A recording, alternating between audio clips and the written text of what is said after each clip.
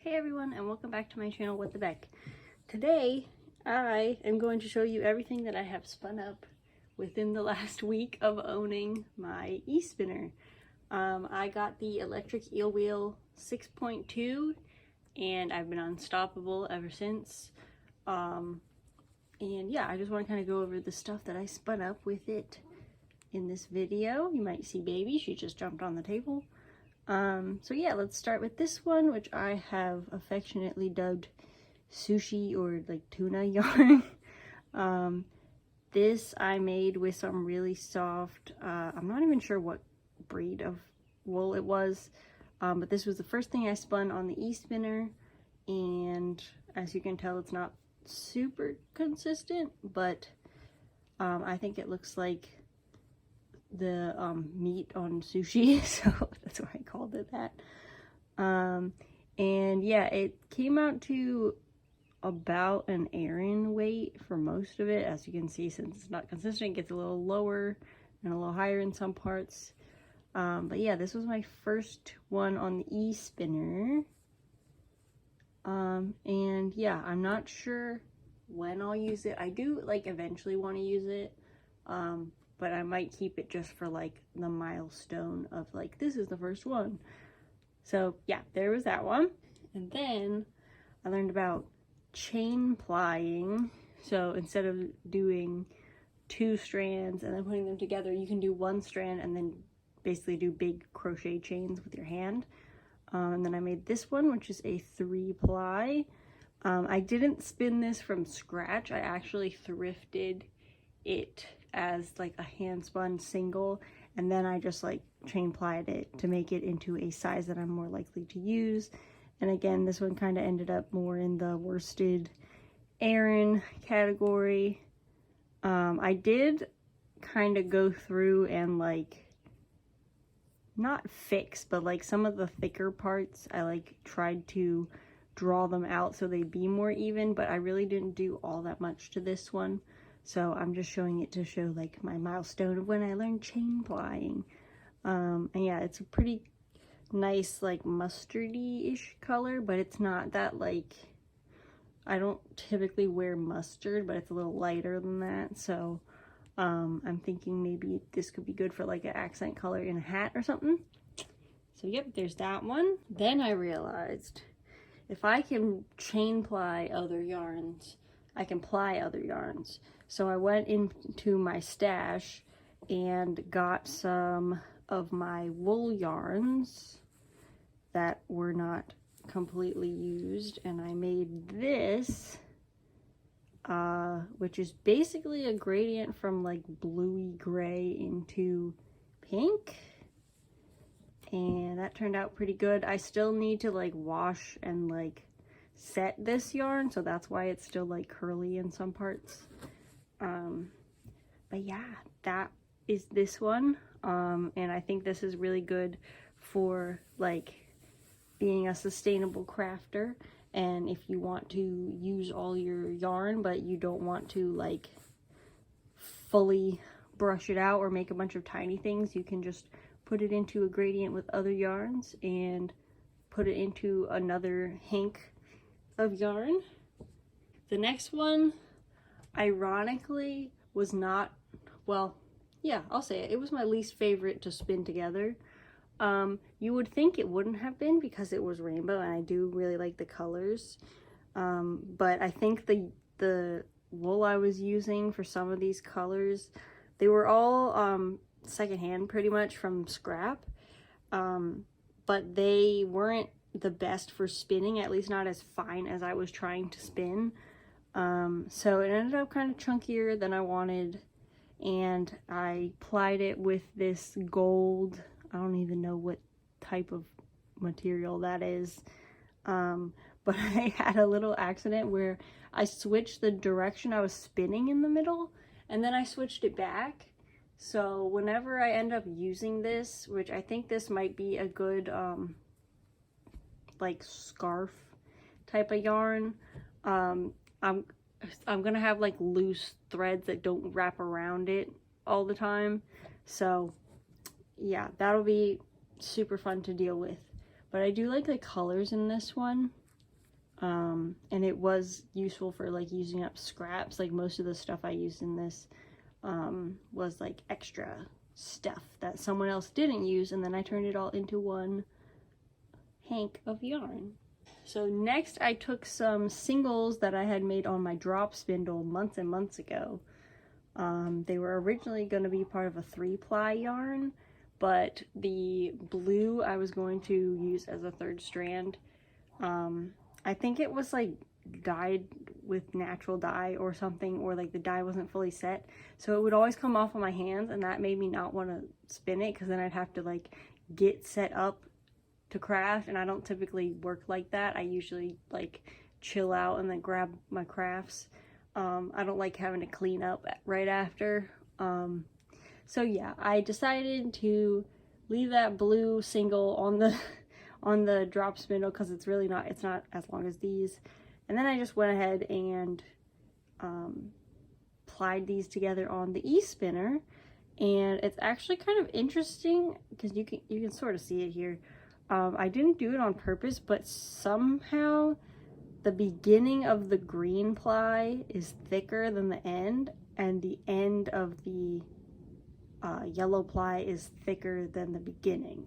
So they kind of lined up in this cool like gradient fashion, where like some of the like strands that you'd use like first are more green, and then the later ones are more yellow. So that'll be interesting to see how it works up. I'm thinking of doing either weaving or like a crocheted scarf with a bunch of these little sample ones that were basically my practice, and I think this would be really cute with like maybe some other multicolor yarns woven together or knitted together. I don't know yet, but I'm pretty happy with how this one turned out. And once I applied that one together, I was like, okay, well, I have some scraps of orange and yellow left, so I went ahead and made them into this one, which again, it's turning into like a little bigger than I'd prefer, but it's still useful. And you can kind of see here that there's like 2 shades of oranges here because I was using up scraps. And then there's also, it's not the same yarn as this because like I said, I thrifted this one, but the mustardish color in this one is similar, but just a bit darker. And this one actually can kind of read as like one color. Like it kind of just looks orange to me until I like zoom in on it. But I think that would look really good with this one in a weaving project. If I get like a red and purple and blue like double tone scheme, put them all together, that could be cool. Now my favorite one. This one is my, I guess, lesbian pride yarn. I'm really not sure if there's enough for a hat, but I hope that there is. But yeah, I basically got some discounted roving from a stand at the Maryland Sheep and Wool Festival, and one of them was orange to white and the other one was pink to lighter pink. So I was like, I know what you're gonna be, and I turned them into this yarn. And this one is really cool. It's like nice and fluffy. Again, I still need to like finish it, so it's kind of curly in some parts, but I really like this one. I think it'll be really fun to knit with. And back in November, I had gone to the Alpaca Festival, which is different from Maryland Sheep and Wool. But I had bought some roving samples, so it's like 1 ounce of different breeds, so you can see what you like.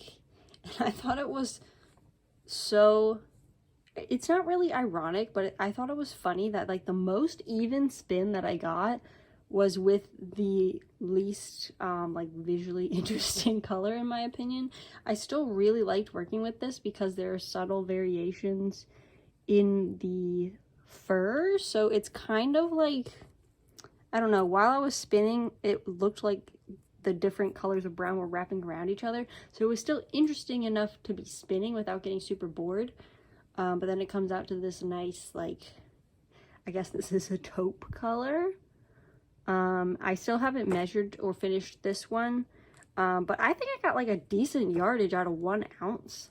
Like, this is the size that I would typically want to be aiming for because I enjoy using worsted weight the most. And yeah, I really liked this, working with this breed. So I'm currently doing like research to see if there's any farms near me that have this breed of sheep, so I can like see if they have any lighter colored ones and then maybe source fiber and dye fiber and make it my own yarns. But yeah, there's that one. And I don't really have an idea for a finished project for that one just yet, but you know. These two I'm going to show at the same time because they're basically the same process. I just took some wool yarns from my stash that were really thin and I combined them with another thin yarn from my stash. If you're going to do this on a spindle or a spinning wheel, you got to make sure that you're going to spin it in the right direction. So you just have to check whether it's a S or Z twist yarn, make sure they're both going the same way, and then spin them together in the other way. So if they're both S twist, you spin in a Z twist, and that was the case for these. And the trick to know that you're doing it correctly is that the plies will go like vertically along the yarn. And if you do it the other way, they'll go like horizontally, and that I don't know why that's important, but I read that it was. So yeah, I have this one, which was really fun to spin up, and then this one I really enjoyed putting together. And I'm kind of a little bit, I'm not like upset about it, but it was a little bit of a bummer. I found some more of this dark gray upstairs in my like craft room that I could have spun with this, but as you can see, when I got to the end, I started spinning the rainbow one with itself because I don't want to like waste it or have little bits of various yarn just around. And I could have spun that part with more of the darker color, but oh well, it's still really pretty. And this is one that my husband said was his favorite, so I might see if I can make him like a dice bag or something with it.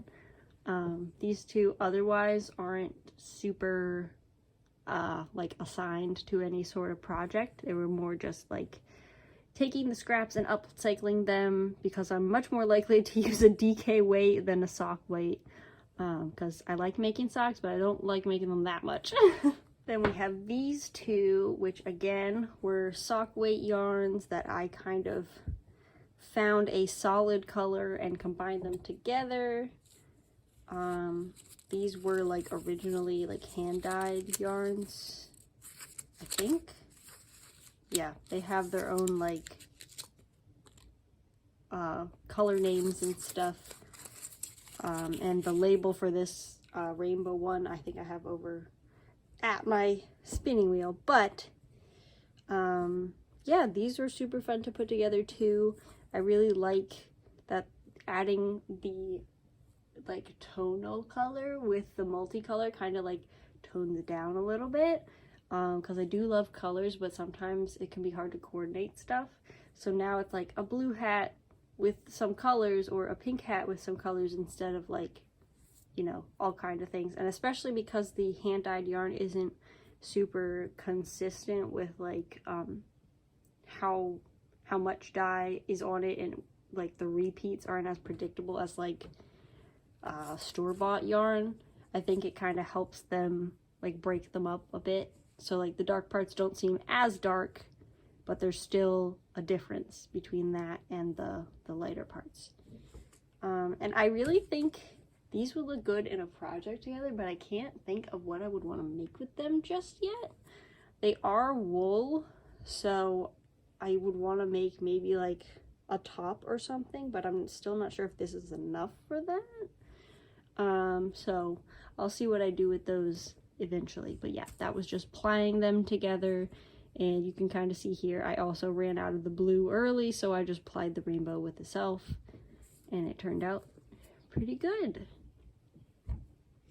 And finally, I had some really big like acrylic yarn that I got for really cheap, and I just started like drafting it and pulling it apart, and I made these really nice acrylic fluffy yarns with it. Like, I tried to do this one as consistently as possible, but then I just was having a bad day, so I went with the flow and it got some lumps and bumps in it, which is fine.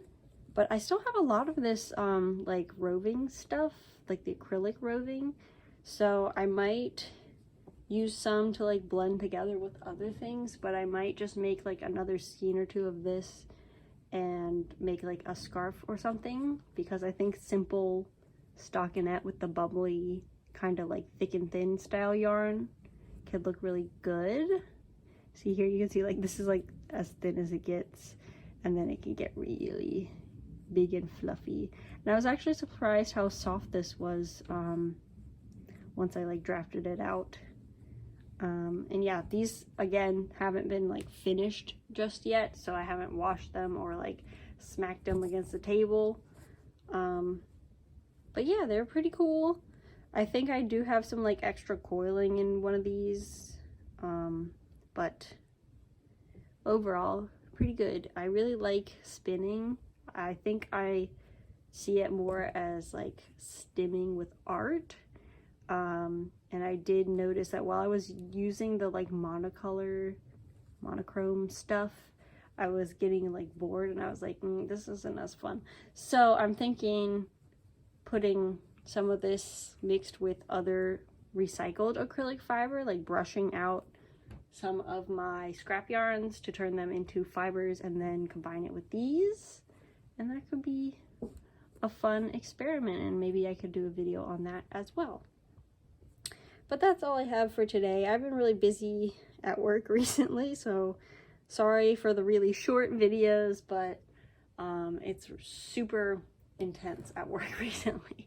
But yeah, this is what I've been doing in my free time, spinning these up and plying together some of these other ones. Let me know which one was your favorite if you had one, and I will see you in my next video. Bye!